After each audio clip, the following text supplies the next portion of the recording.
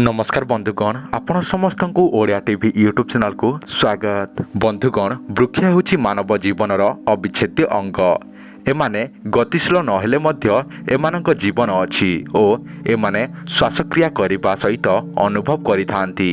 तेणु वृक्ष मानक स्थान मनुष्य जीवन रे सर्वोच्च होइथाए।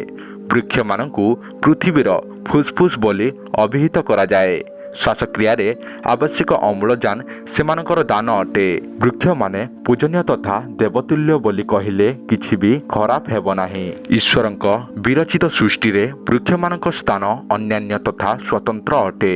वृक्ष बिना मानव जीवनर परिकल्पना अविश्वसनीय तथा असंभव अटे। मनुष्यर प्रत्येक कार्य रे वृक्षर आवश्यकता गुरुत्वपूर्ण अटे। निज खाद्य वस्त्र और बासगृह आदिर मूल उत्स हेउछि वृक्ष। केतेक वृक्ष रे मध्य औषधीय गुण परिपूर्ण होई रही थाए, जहाँकि मनुष्य को मृत्यु मुखरु उद्धार करिथाए ओ औषध तैयारी मध्य यह व्यवहार होई थाए। ए समग्र पृथ्वी को सुजल सुफल और शस्य श्यामल करिबारे वृक्ष मानकर भूमिका गुरुत्व अटे।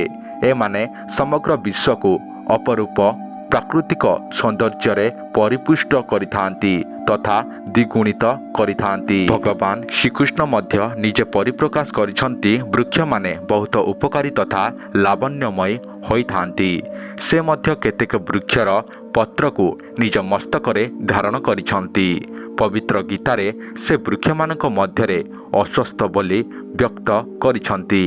केतेक वृक्ष को मध्य से निजर अंश बोली कहिछंती। तो चलंतु जानिबा सेई वृक्ष विषय। प्रथम तुलसी गछ। यह एक गुरुत्वपूर्ण वृक्ष अटे। एहार महात्म्य वर्णनीय तथा अतुलनीय अटे।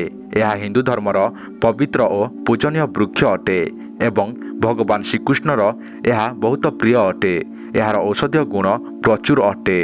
प्रत्येक हिंदू व्यक्ति अगणारे यह शोभा पाई थाए। 2 नंबर अस्वस्थ वृक्ष। तुलसी वृक्ष परी भारत में यह महत्व वर्णनीय अटे। वेद पुराण उपनिषद आदि यार महत्व वर्णना करा जाइछि। भगवान श्रीकृष्ण मध्य गीतारे यार उपादेयता वर्णना करिछंती। भारतीय संस्कृति रे अस्वस्थ वृक्ष चारिपटे कपड़ा बांधी परिक्रमा करने द्वारा मनस्कामना पूर्ण होइथाए और यार पत्र रे 33 कोटी देवता वास करिथांती। यार मध्य बहुत औषधीय गुण रहिछि। 3 नंबर बर वृक्ष। वैदिक जुगरु यार महत्व मध्य प्रतिपादित होई आसिछि। यह घन छाया प्रदान करने सहित बहुत पूजनीय मध्य होइथाए। ज्येष्ठ मास पूर्णिमा को बट पूर्णिमा बोली अभिहित करा जाइथाए। नारी माने निज स्वामींकर दीर्घ आयु निमंते एही पूर्णिमा दिन बट वृक्ष को पूजा करिथांती। 4 नंबर निम्ब वृक्ष। यह औषधीय गुण रे परिपूर्ण अटे।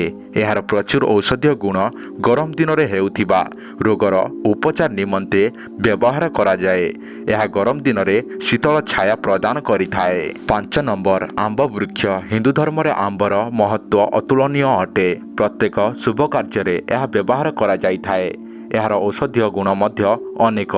विवाह पूजा इत्यादि रे आंब पत्रर व्यवहार बहुत शुभ अटे। 6 नंबर नड़िया वृक्ष। यह श्रीफल बोली मध्य कहा जाए। यार कौनसी अंश अनुपयोग्य नुहे। विभिन्न शुभ कार्य रे यार व्यवहार गुरुत्वपूर्ण अटे। यह बिना कौनसी शुभ कार्य परिकल्पना करा जाई न थाए। 7 नंबर कदली वृक्ष। यह मध्य बहुत उपकारी अटे। यह मध्य विभिन्न पूजा कार्य रे व्यवहार करा जाए। एथिरे बहुत औषधीय गुण मध्य रहिछि।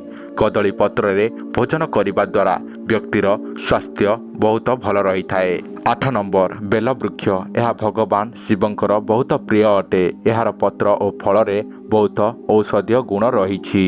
9 नंबर अशोक वृक्ष। यह मध्य भगवानंकर बहुत प्रिय अटे। यह मध्य बहुत औषधीय गुण रहिछि और यह बहुत उपकारी मध्य अटे। जदि आपण मानकु ए वीडियोटी भल लागिछि वीडियो को निश्चय लाइक करंतु, चैनल को सब्सक्राइब करंतु, ए वीडियोटी को निश्चय शेयर करंतु।